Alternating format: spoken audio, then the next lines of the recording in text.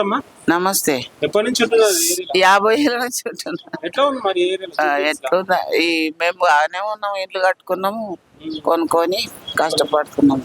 మరి ఈ వెంకటరావు డివిజన్ లా చాలా డెవలప్ చేస్తున్నాం అనేసి ఇక్కడ లోకల్ లీడర్స్ చెప్తుంటారు కదా, చేసిరా మరి?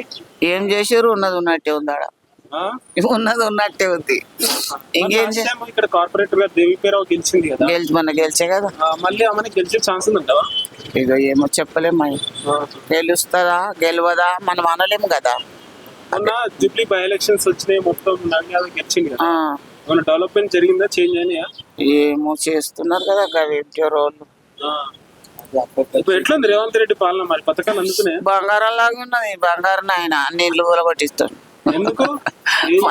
గరీబ్ వాళ్ళ ఇళ్ళన్ని కూలగొట్టిస్తుండు, తప్పు కదా. అని నేను ఉన్నమాట అంటాలి, మరి ఏమన్నా అనుకోగల అయితే. కేసీఆర్ ఉన్నప్పుడు బాగుంటుందా? అప్పుడు బాగుండే. ఇండ్లు కట్టియాలి కానీ కూలగొట్టకూడదు కదా, కరెక్టే కదా.